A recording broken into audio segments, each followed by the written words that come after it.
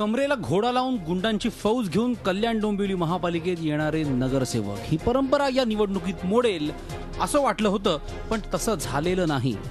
गुन्हेगारी पार्श्वभूमी असलेले तब्बल 30 नगरसेवक या महापालिकेत निवडले गेले।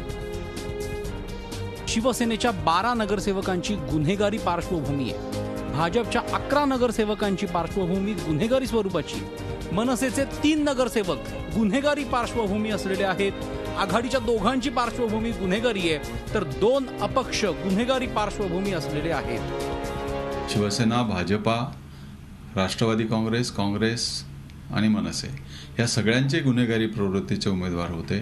त्यांची संख्या 121 होती आणि त्यातल्या काही जणांवर गंभीर स्वरूपाचे गुन्हे सुद्धा नोंद झालेले होते, म्हणजे खुनाचा प्रयत्न वगैरे अशा प्रकारचे।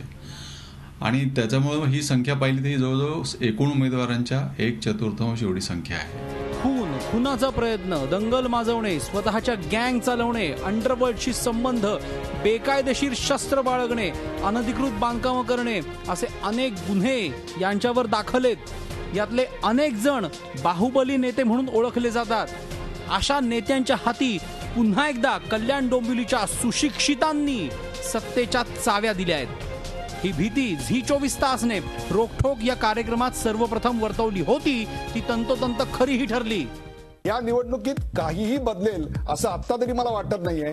ही सगळी व्यवस्था सडली आहे। पुन्हा तेच कमरेला घोडे लटकवलेले आणि गळ्यात आणि हातात सोन्याच्या चैन्या घालणारे मिरवणारे लोकप्रतिनिधी म्हणून निवडून येणार आहेत। रस्त्यावरचे खड्डे आणि कचऱ्यांचे ढीग तसेच असतील।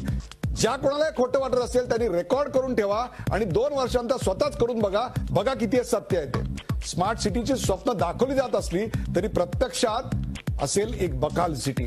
येणारा सगळा निधी मुठभरांच्या हातात जाईल आणि सर्वसामान्य कल्याण डोंबिवलीकरांची ससे ओलपट तशीच सुरू जाईल।